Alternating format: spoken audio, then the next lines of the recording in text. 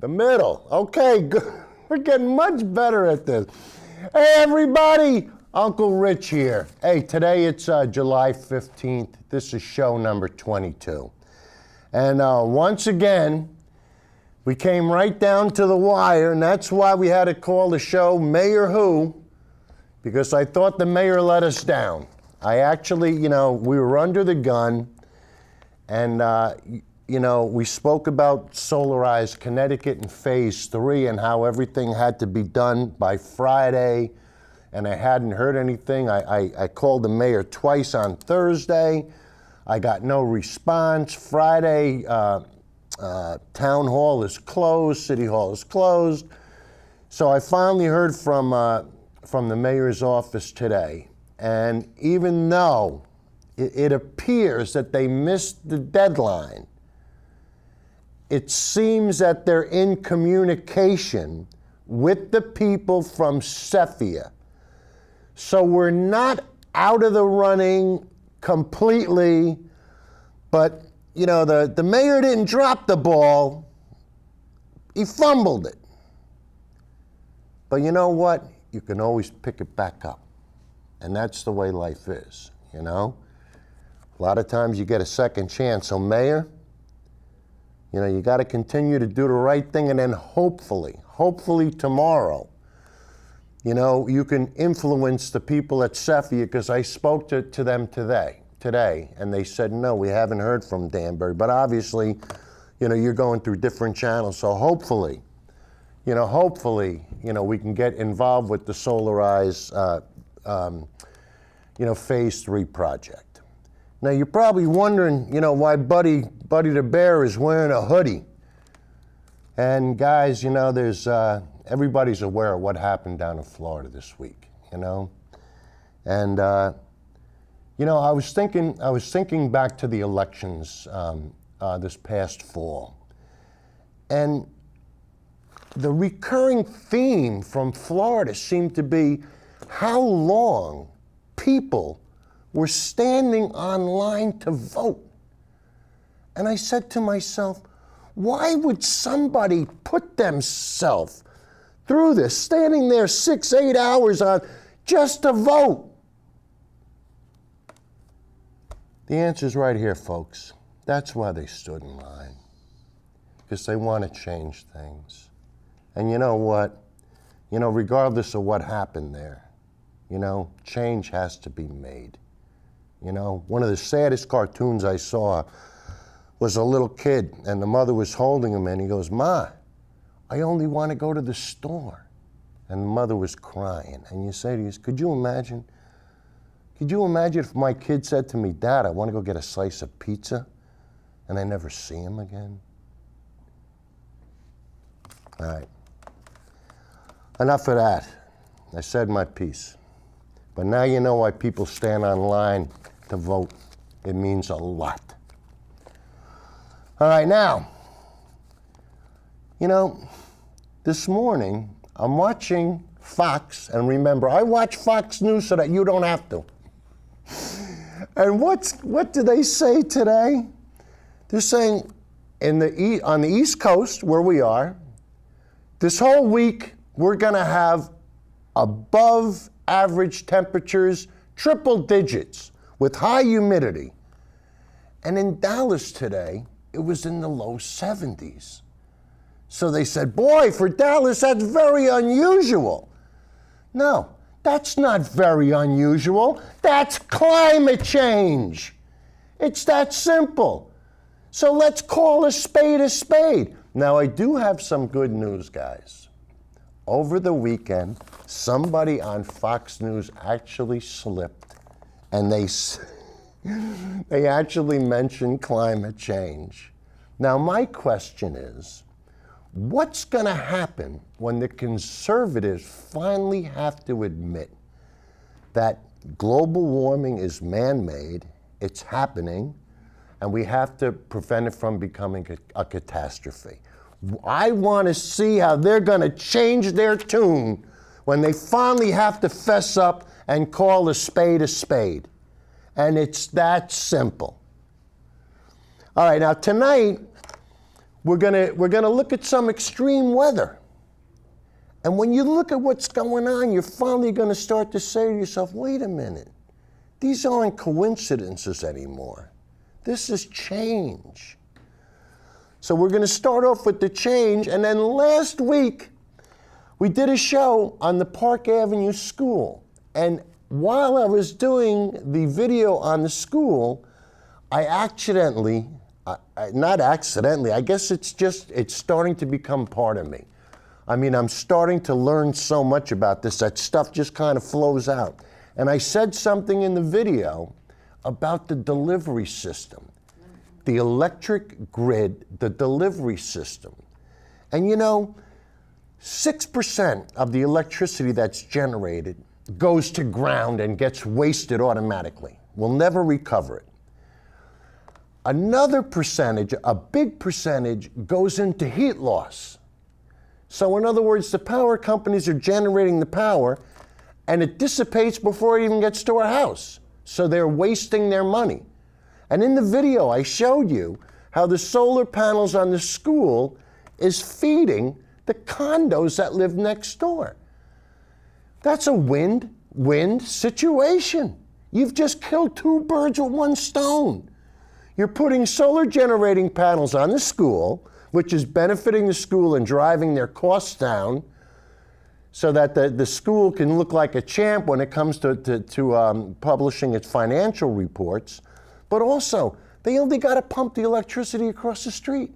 There's no loss. So actually, the power company is getting a bigger bang for its buck by paying for solar power. There's no loss. Everybody wins. So we want to take a look at that. But what's got to change is the grid's got to change. We've got to get to a smart grid, and it's that simple. And we're gonna look at the grid and how we can change it. And then we're gonna delve into the storage problems with solar and with wind, and that's the biggest problem. Because if we can develop a way to store the energy, we can use it 24 hours a day, and we're gonna talk about that. And then also, there are places called brown areas. What's a brown area? A brown area is like a workplace or some place that is, the land is toxic. I mean, not unbearable, but you just can't work there anymore. So what we're gonna do is we're gonna show how they're taking these brown sites, and a brown site is something like the Danbury dump that's gonna sit there and do nothing for who knows how long. That's a brown site. So maybe we can do something with that. And I remember hearing something about solar panels going in on the dump, but I haven't been able to find much about it.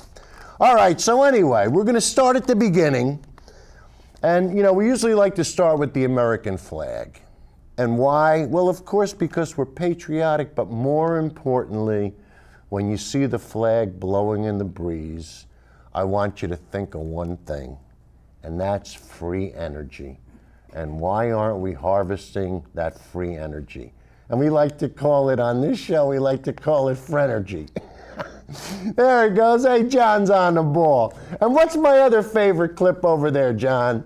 The one with the China wall? Come on, I know you can find it. See, we're putting them, there you go. When the winds of change blow, some people build walls. Others build windmills. Guys, let's start building windmills, huh? And don't forget, the one thing that I always say about solar and wind, we'll never have to send our kids to fight for it. Never. We got so much we don't know what to do with it.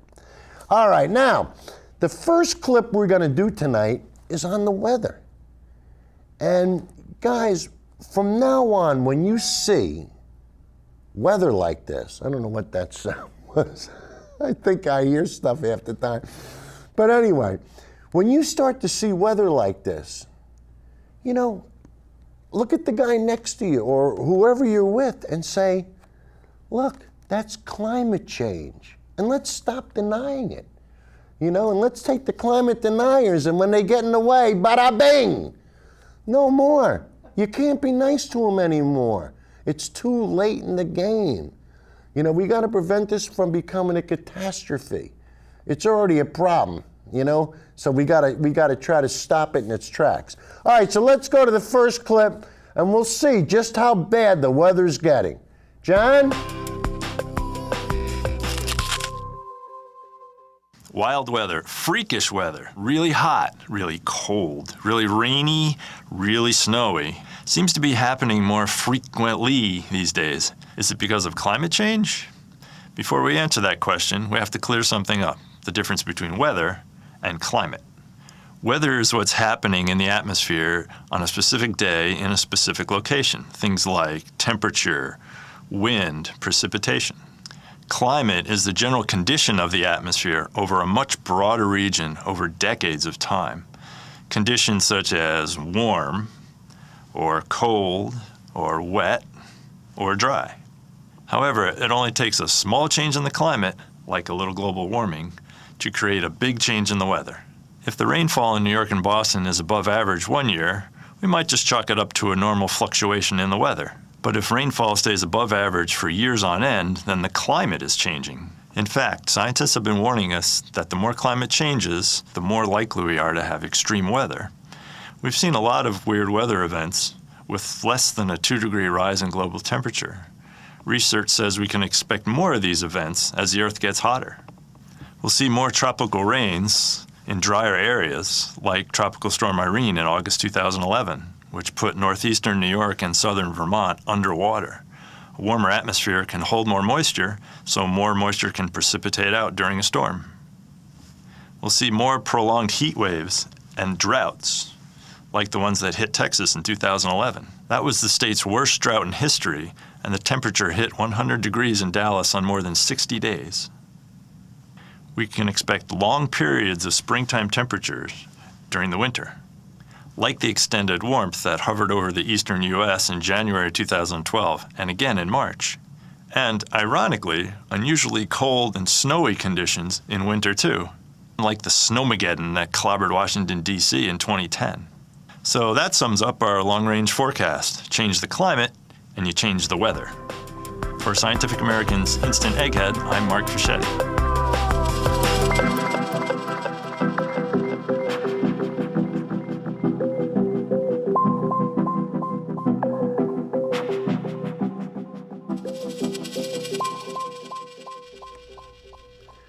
Okay, guys, so when somebody gives you the business and they say that the weather is an anomaly or 1 in 100 years or whatever, stop them. Say, hey, look, enough's enough, you know?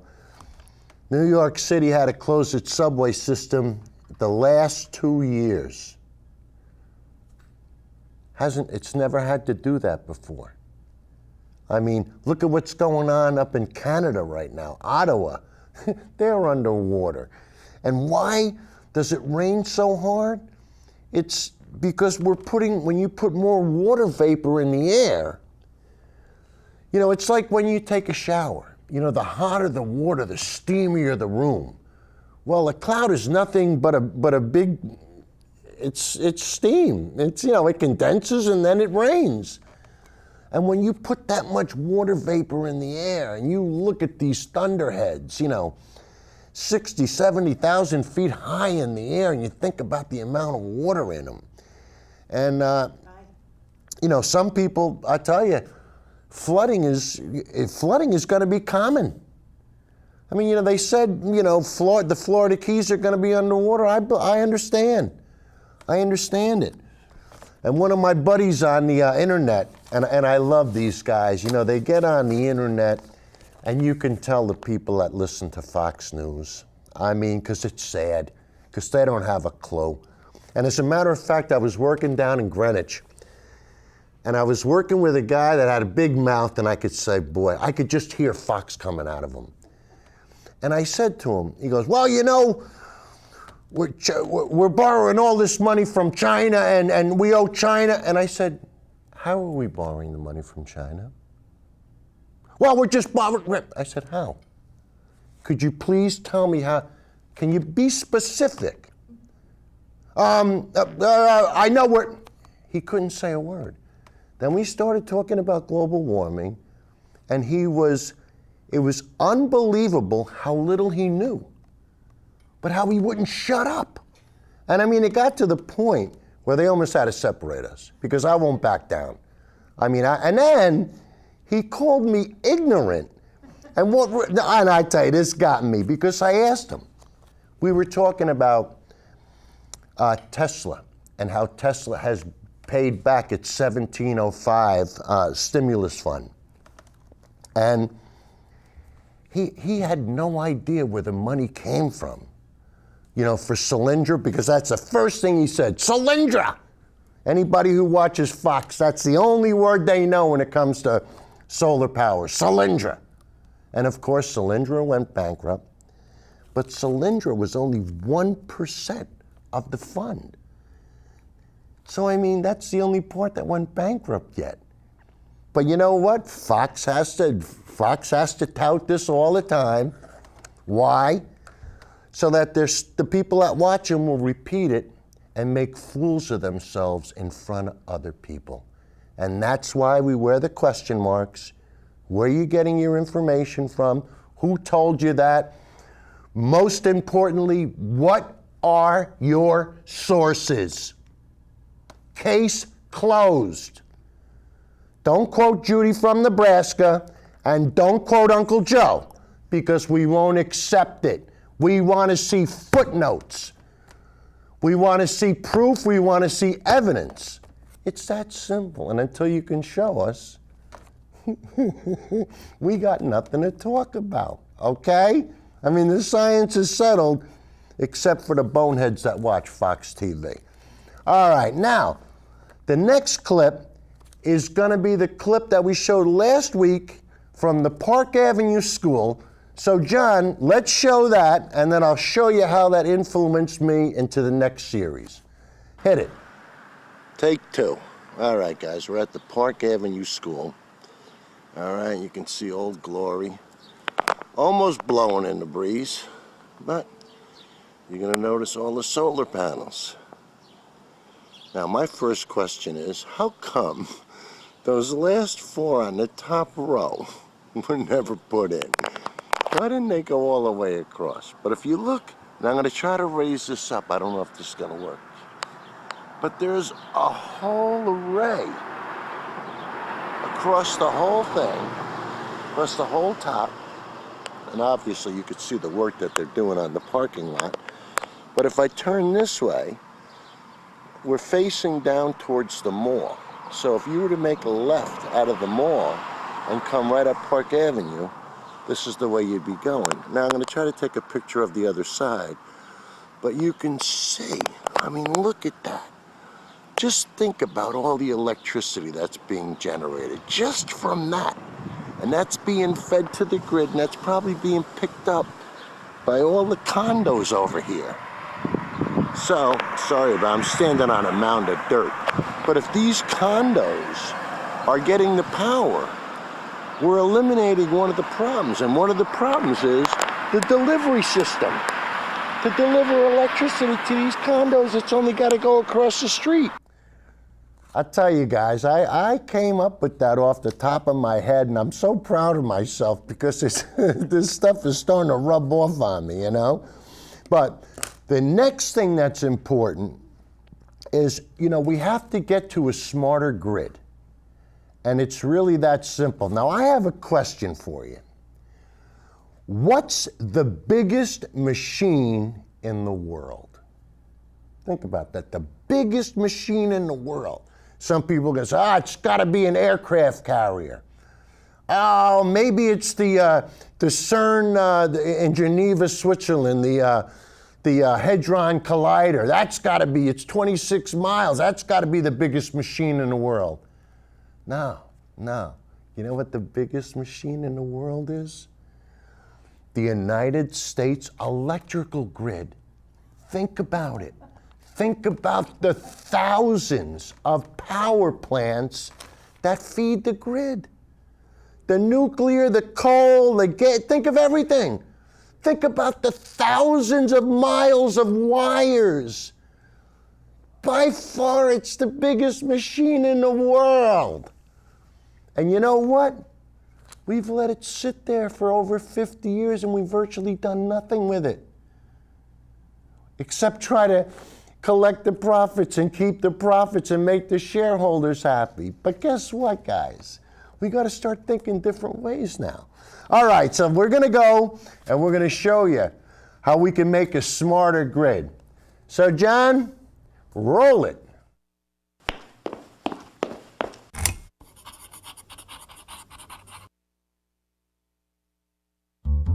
Our TVs, computers, and cell phones get smarter and faster every year. But there's one technology we use every day that's in serious need of an upgrade: the electric power grid. A power grid is a system that produces electricity and moves it where it needs to be, when it needs to be there. The US power grid was created in the 1890s and has since grown into a nationwide network.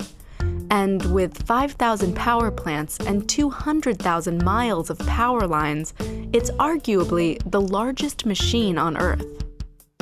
Unfortunately, while many other technologies have gotten smarter, the grid has mostly just gotten bigger. Now it's overstretched and unprepared to handle increases in electricity demand, as well as a wider variety of power sources. Which means that blackouts could become a regular occurrence in our future, unless something is done to upgrade the grid, and fast. One problem with the current grid is that there's no automated system that reports back to grid operators when problems occur. For example, say a power line goes down in your neighborhood. Today, a grid operator wouldn't hear about it until someone called to say their power went out. Delays like this allow problems to get out of control before operators can do anything about them. A smart grid would have sensors and controls at critical points between power plants and people's homes. That way, grid operators would learn about problems immediately and can make adjustments in specific areas of the grid almost as quickly. But making the grid smarter would do more than prevent blackouts. It would also make the grid more efficient. Sometimes people use more electricity than the power company expects. And other times, there's more electricity produced from renewable energy sources than we even need. Smart technologies placed throughout the grid would give grid operators and customers more control over when and where electricity is used, helping to balance energy demand and making electricity cheaper. For example, during times of high demand, the grid might briefly turn down the power of your air conditioner or tap into the electricity stored in the battery of your electric car. Or you might set your dishwasher to wash dishes by a certain time and allow the grid to determine the most efficient and cheapest time to run the machine. These adjustments might not sound like much, but if they took place simultaneously in millions of homes across the country, they could really add up. And they would be an important step towards a sustainable energy future.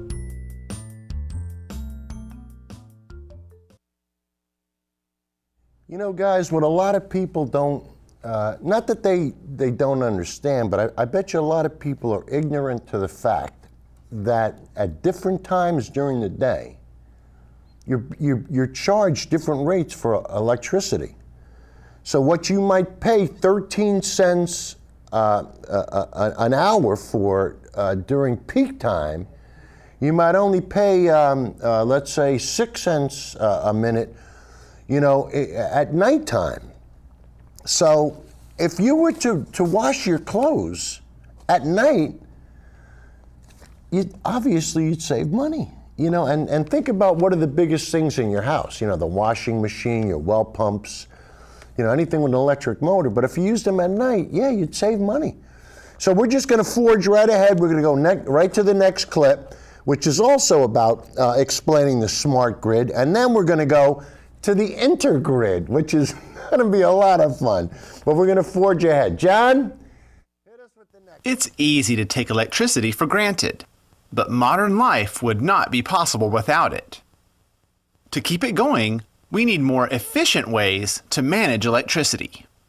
This is the smart grid, explained by Commoncraft.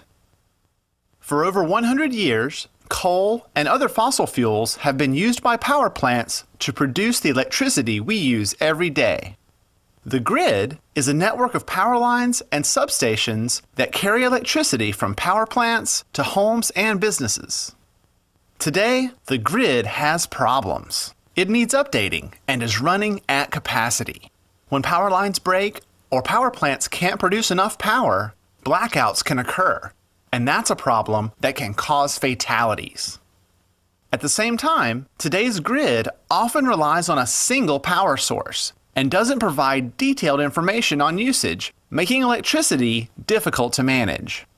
To address these problems in the past, we simply built new power plants. But now we can work towards sustainability and reduce our dependence on fossil fuels by using a smarter grid. Here's how. The smart grid means adding sensors and software to the existing grid that will give utilities and individuals new information that will help them understand and react to changes quickly. Let's say a tree falls on a power line and 1,000 homes lose power. With the current grid, utility employees often physically reroute power, which takes time.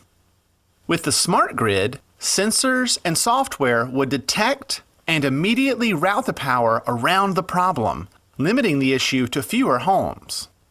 And there's more. The price of electricity changes throughout the day, but we can't see it with the current meters on our homes. It may be expensive during peak hours and cheap late at night. With new smart meters at your home, you could set your dishwasher to run when power is cheap. This provides more control of your energy bill and helps prevent blackouts at peak hours. The smart grid also means new ways to use renewable energy. Power generation can now be distributed across multiple sources, so the system is more stable and efficient. It's this ability to communicate and manage electricity that makes the grid smarter and helps us avoid burning more fossil fuels in the future. The smart grid is still a few years away, but soon we'll be able to manage our energy bill, help the environment, and help the economy by making more informed decisions about how we use electricity. I'm Lee Lefevre, and this has been the Smart Grid, explained by Commoncraft, in collaboration with the Energy Providers Coalition for Education. Learn more at epceonline.org. Okay, is it starting to make sense? I mean, really? Okay, now we're going to show you the electric intergrid. And I mean, this is when it really starts getting interesting, because now you start to have communication from your different appliances. And I know it gets a little scary because, you know, some people, I'm not going to let that stuff in my house. I don't want somebody telling my dishwasher when to go on and off. Guess, does it really matter to you? You know? I mean, if you're making the wisest use of the electrical energy that you're using, doesn't it make sense? Nobody's telling you what to do and what not to do. All right, so anyway, let's start to find out what the intergrid is all about. John?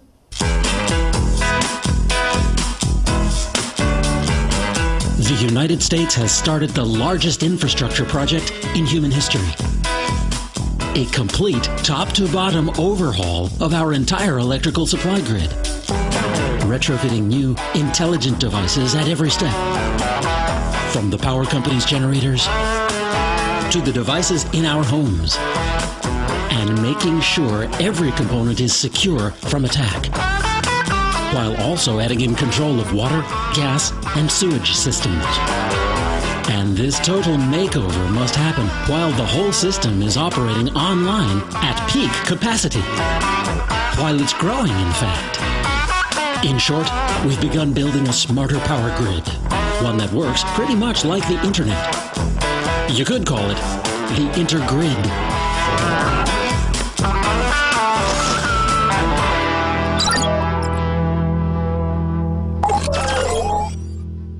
Our aging power grid system is starting to fail. We're seeing more blackouts and brownouts. And it runs inefficiently, wasting carbon into the air. New clean sources like wind and solar, which make power only part of the time, need intelligent pathways to get to consumers. And Americans prefer the power they use to have been produced by Americans. Right now, our fragile, less than smart power grid interconnects nearly 10,000 utility plants. That's well over 1 million megawatts of generating capacity. About half of it comes from burning coal. At least 1/3 of the United States carbon output, maybe more, comes from power generation. Almost 1/5 of our power steams onto the grid from the boiling water heated by the nation's 104 nuclear reactors. Nearly 6% of the electricity used in the U.S. comes from flowing or falling water, hydroelectric power generated at river dams. But the same 6% of all electric power that's produced gets lost before it gets where it's supposed to go. It either melts away as heat as it travels along more than 250,000 miles of metallic wire, or it simply shorts to ground, undetected, somewhere within the constant maintenance headache of the decaying patchwork of cable, towers, and poles. Reclaiming just that 6% would be the equivalent of taking 55 million cars off the road in terms of the petroleum saved and greenhouse gases prevented. For the past quarter century, the peak demand for power has been outpacing investment in new transmission lines and power regulation systems that can only react when something goes wrong. They're not good at spotting problems before they happen. The old grid flies perilously close to the breaking point every hot day in sunlit cities. According to the Department of Energy, U.S. businesses lose over $100 billion a year to blackouts and brownouts. The power that does arrive has to be used as soon as it gets there. But up until now, there hasn't been a good way for consumers to tell the power company how much power they might want to purchase. To keep our electrical grid from grinding to a halt, the new Intergrid will work on a principle known as prices to devices. If you knew that electric rates were going to spike very high this afternoon, you might decide to leave your home air conditioner off while you're out of the house. Well, suppose your air conditioner, in fact your entire home, knew it before you. What if those devices, your thermostats, washers, dryers, refrigerators, jacuzzis, could make decisions about how much energy to purchase according to your preset preferences and telling the utility company what you're willing to pay? That's truly speaking truth to power. To see exactly how the Intergrid will listen to your demands and how it will keep itself healthy and secure, please play Part 2 of the Electric Intergrid.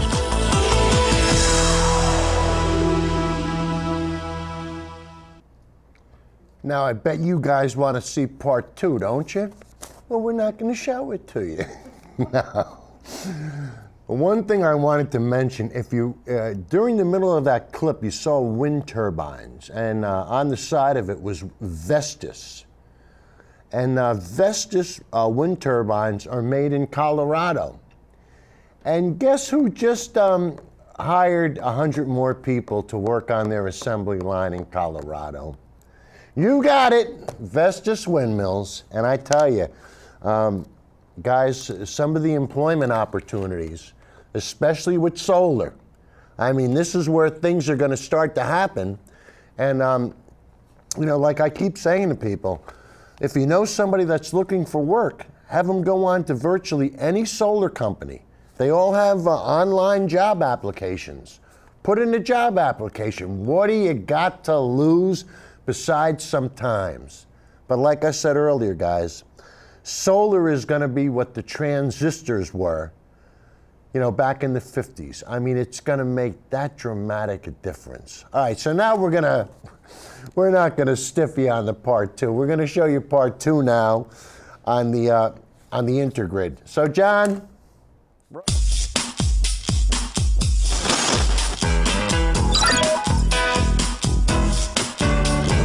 In Part 1 of the Electric Intergrid, we saw how consumers and utility companies could both save money and liberate much less carbon into the atmosphere if our power network became intelligent and self-aware. But for this idea to work, everything that makes electricity and most things that use it must interact with one another. Like the internet, Devices on the intergrid must be plug and play so that any device can hear or speak to any other. And like the internet, the intergrid will grow a little with each clever new gadget. Now, the downside of a power grid that works just like the web is that it's exposed to hacker attacks, not just by pranksters, but also from organized and well-funded terrorists.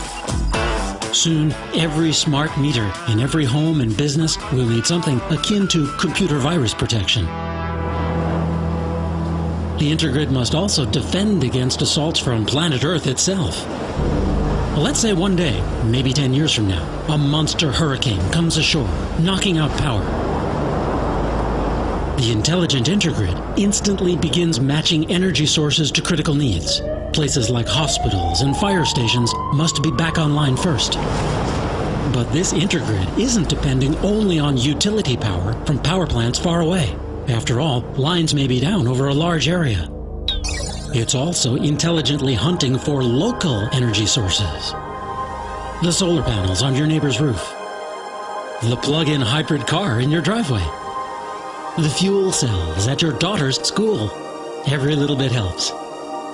Smartly switching power to vital local services, like the phone system or the police station, is called islanding. And it can keep whole communities afloat in times of trouble. To keep power flowing, operators must know what the grid is doing at every level, from local streets to international transmission lines, to keep small failures from cascading out of control. This is a prototype for a system to do just that. It's called Verde, Visual Energy Resources Dynamically on Earth. It overlays different kinds of real-time information on Google Earth, pulling in weather data, showing which specific power lines are out, and who owns what wires, and how much of the population is affected. It can even pull up webcams of traffic and evacuation routes. But even when everything is completely normal, utility managers still want to know as much as they possibly can. Because, frankly, they prefer to produce only as much power as customers are willing to pay for. Electricity moves essentially at the speed of light. If it is not used as soon as it's generated, it goes to waste. But the alternative, a blackout, is obviously unacceptable. So the current grid depends on what utility companies call peaker plants. Nobody likes them. Peakers cost money to build and maintain. They run on fuel that isn't bought at the best market prices. So peak power becomes expensive power. Yet peaker plants sit idle most of the time. The new intelligent intergrid could eliminate most peakers by anticipating consumers' demands through interactive price signals. As engineers say, if you can measure it, you can manage it. Ultimately, the intergrid will be judged on how well it does four things: keeping money in consumers' pockets, making communities safer, more secure, and increasingly self-reliant, supporting stable power utilities running on sustainable domestic resources, and protecting and improving Earth's environment. So, what will it cost to do all this? Estimates put the total investment needed here in the United States at about $1.5 trillion over 20 years, beginning in 2010.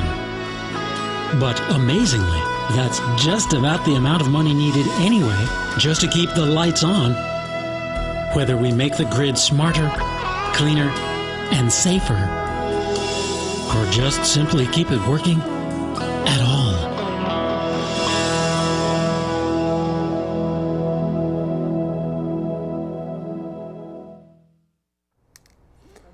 Okay, is it starting to make sense?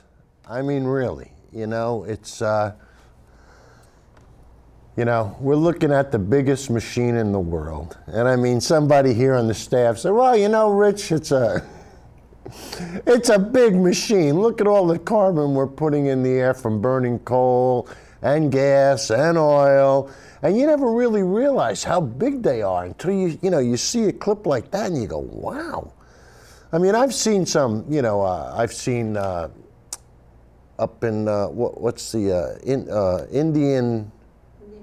Indian Point, yeah, and I've seen that plant, and that doesn't look that big. But I mean, some of these other things out west, holy mackerel, they're huge.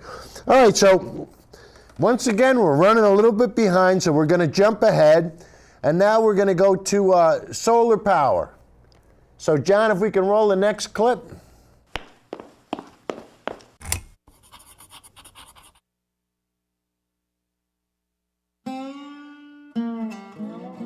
While it may not be the answer to all of our energy problems yet, there's one energy source we have plenty of: sunlight. In fact, the amount of solar energy that strikes the surface of the Earth in 1 hour is more than enough to supply every person on the planet with electricity for an entire year. We currently have a number of methods to harness the extraordinary power of the sun. Most involve converting sunlight into electrical energy. So, how's it done? The most common way to perform this energy swap is by using a photovoltaic cell. These make up the blue solar panels you typically see on people's rooftops. Most photovoltaic or PV cells are made of the element silicon. When a photon or packet of energy from sunlight hits one of the silicon atoms in the cell, it knocks off one of the atom's outer electrons. These free electrons then make their way toward a metal conducting strip on the solar cell's surface.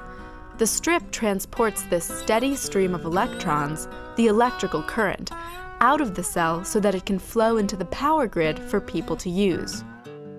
There are other types of solar power as well.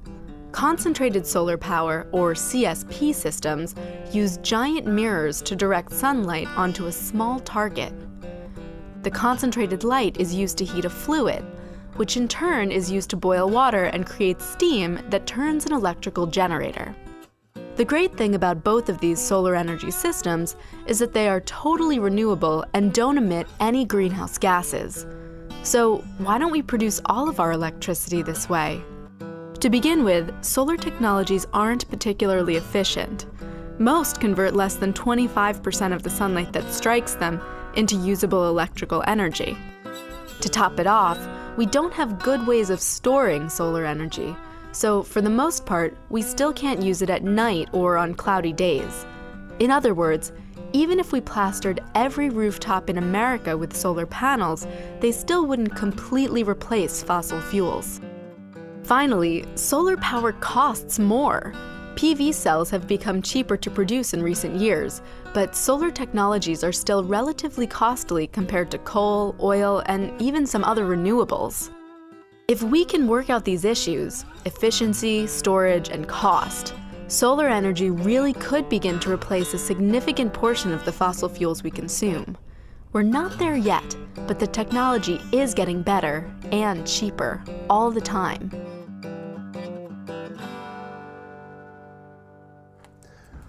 Okay, so anyway, so now we're getting the idea on solar power.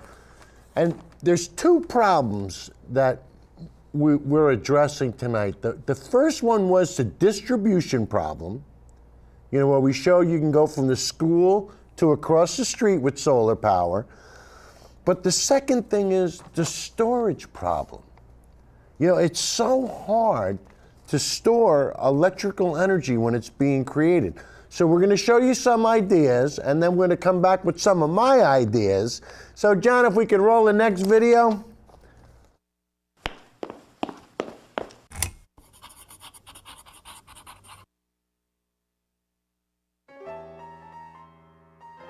Our attitude about energy hasn't changed much in the past 50 years. We want it when we want it, with absolutely no delays.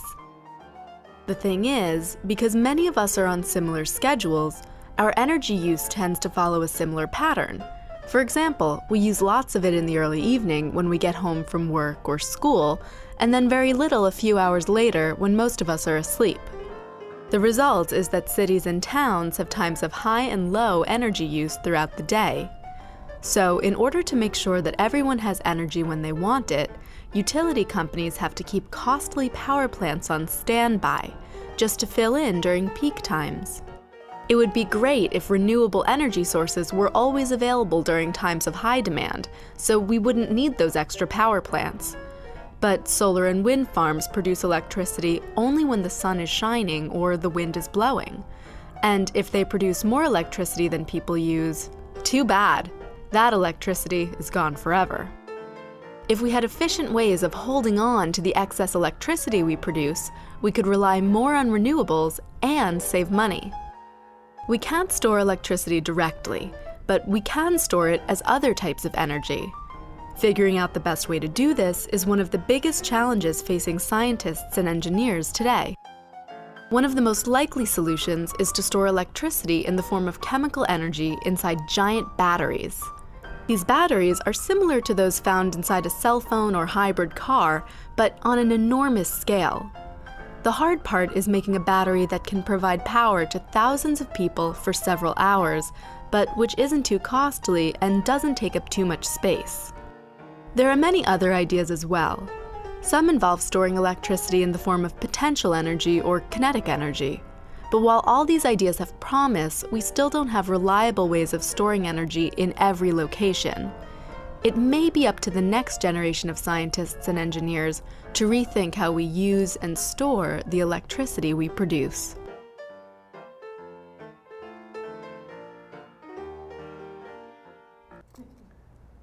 Where are we? Oh, okay. Guys, I tell you that, on one of the earlier shows, we featured Bright Source. And Bright Source is the solar array, where they use the reflective mirrors where they shine the light onto the tower. And what was so impressive about that is they heat up a salt solution so that even when the sun goes down at night, that salt solution's like a thermal battery. So even though the sun's not shining, there's still enough heat where they can generate electricity all night. Now, the other thing that can be done is if you're generating enough electricity during the day through windmills or through solar, what you can do is you can pump water uphill to a reservoir. And then at night, when the sun goes down, you can open up the floodgates to the reservoir, let the water run down, and that's how you'll generate electricity using kinetic energy. So all these things are possible. It's just that the 1% have been trying to keep us from doing it. Why? Because if we start using renewable energy that's free, they lose control. When they don't have their hands on the oil spigot and they control, look what happened this week. 16 cents the price of gas went up. Why?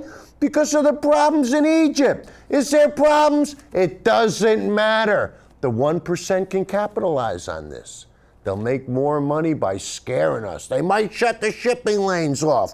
We might have to send our kids over to fight. Hey, we ain't sending our kids nowhere. We'll put them on roofs. And we'll have them install solar powers, and we don't care what happens in the Middle East. Keep your oil. What are they going to do with it? Drink it? I mean, what are they going to do with their oil? It's of no value to them. I mean, come on. It'll get to the point where nobody will want it. Well, no, you're still going to need WD-40, I mean, every once in a while, some gets stuck. But, I mean, we don't want to burn it. All right, now, guys, a lot of guys want to get involved with solar. But for whatever reason, either their house is in the shade, or they live in a condo, or they live in an apartment house, but they want to get involved, but they can't for whatever reason. Well, tonight we're going to show you a company called Community Energy, and what they do is they make solar possible when it's not. And I'm going to show you how they do it. And it's a nice plan, and this is just another way that you can get involved. So, John, let's show everybody what this is all about. Go ahead. Hello, my name is Joel Thomas. I am the Business Development Manager at Community Energy, Inc., and this is a presentation about Community Solar Shares. Community Solar Shares are slices of local community solar projects. So basically, we're going to be talking about today how people can be involved with local solar projects as opposed to putting them on their own roof. By the end of this presentation, I hope that everyone here has a better understanding of how community solar projects work, in particular in Massachusetts, where this conversation is focused, and that people know how they can be involved with community solar projects there in Massachusetts. Community solar is important for the main reason that not everyone can put solar on their own roof, and this is for a whole host of reasons. First, someone might not own their roof. It could be communally owned, so it's not their decision whether they can put solar on their roof or not. Also, you could have an inappropriate roof type. It could be made of the wrong material where it's simply not possible to adhere a solar array to the top of your building. Or you could have a shading issue. Your house might simply be blocked by a tree, or the roof could be facing east-west, which makes solar impossible to do there. And so only 25% of homes are actually physically capable of supporting residential solar. And so that begs the question, what about the other 75%? And that's where community solar can really play a role. It can take different forms in different states, but the idea is the same. Put up a large array somewhere nearby. That electricity goes to the grid, but then people in the surrounding community benefit from that solar on their electric bill. So basically, again, put up a solar array that benefits individuals from the surrounding community so that they don't have to put the solar on their own roof. And also, why community solar? I mean, is it better anyway? And the answer is undoubtedly yes. Community solar gives many advantages. Of course, one of the obvious ones is it's solar. We don't want to forget that. So it's better than putting up a nearby coal plant or natural gas plant. Also, it is a lower cost than residential solar. We can build a larger array with community solar projects. Therefore, the expenditures, the upfront cost to build them, are cheaper on a per unit basis. Additionally, it can be local. I mean, these projects don't have to be in another state. So rather than purchasing wind power from the state of Texas, you could support a community solar project somewhere in the state of Massachusetts. And this makes it an economical way to bring a local solar option.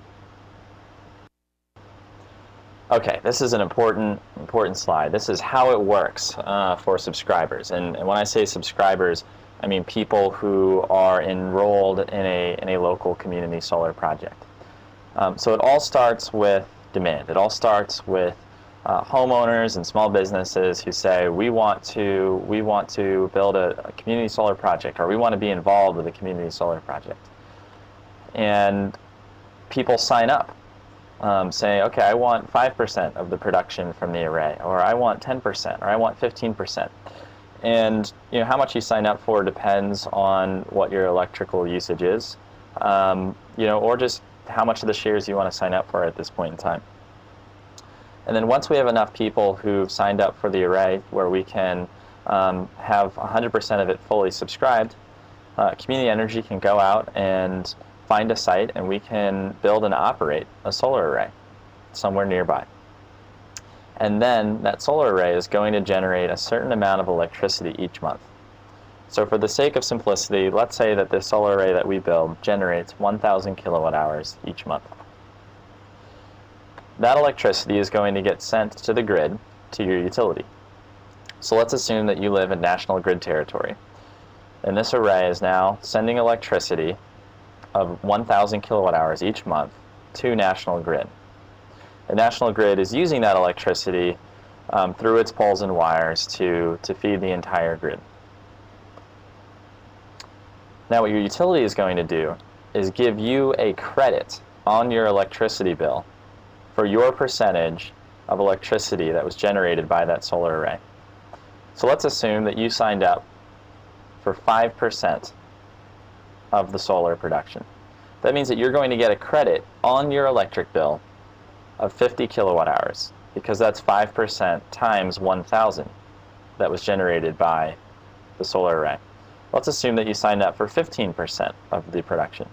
That means that you're going to receive a credit on your electric bill for 150 kilowatt hours, because 150 kilowatt hours is 15% of the total solar production of 1,000 kilowatt hours in that month.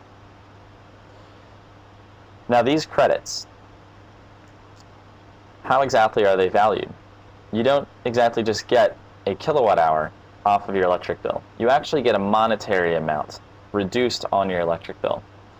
And that value is 13.7 cents per kilowatt hour. So let's assume that you were that customer who signed up for 5% of the total production of the solar array. And you're getting 50 kilowatt hours in credit that month. You're actually getting 50 kilowatt hours times 13.7 cents per kilowatt hours reduced off of your electric bill. And so that means your electric bill would be reduced by $6.85 each month if you had signed up for 5% of this solar array. Here's what your electric bill would look like. Let's say that your initial outstanding balance was $100 and that you had signed up for 5% of the array, which produced 50 kilowatt hours. And you're getting 13.7 cents per kilowatt hour in credit on your electric bill. That means that your electric bill is going to be reduced by $6.85. That $6.85 is then subtracted from your initial electric bill of $100, resulting in a final electric bill of $93.15. Now, when you sign up for a solar project, clearly these credits that you're getting each month are not free. However, we can sell them for less than you're actually buying. So you'll see savings of $6.85 off of your electric bill, and you're going to pay less than $6.85 each month to be a part of the program. So it's pretty exciting. Basically, you can be involved in a local community solar project, save some money on your electric bill at the same time. And we'll get into all of the payment options and whatnot in a moment, but we just wanted to make sure that everybody understood first how exactly this program works. But if we could just start, okay, so we're going to show this. And guys, the reason why we're showing this, this is from my buddy Mike. He's down at the farmer's market on Friday. So if you stop down there, if you have any questions, he can answer any questions, or you can go online. I don't know if I'm doing this justice or not, but if you go online. And anyway, guys, how much time do we have? 30 seconds. 30 seconds, holy mackerel. We didn't have enough time to get to the last video tonight, guys, but next week we're going to find out what the mayor had to say, and hopefully we won't be calling him Mayor Who anymore. We'll be calling him Mayor Mr. You did right by us, because hopefully they'll pull us off and we'll get involved with phase 3 of the CEFIA program. So that's all we can do, is we can try our best, guys, and then hopefully we'll get on board with this and he can make things happen. And don't forget, if you're at the farmer's market, stop by and say hi to my buddy Mike. Everybody, we'll see you next week. Take care, everybody.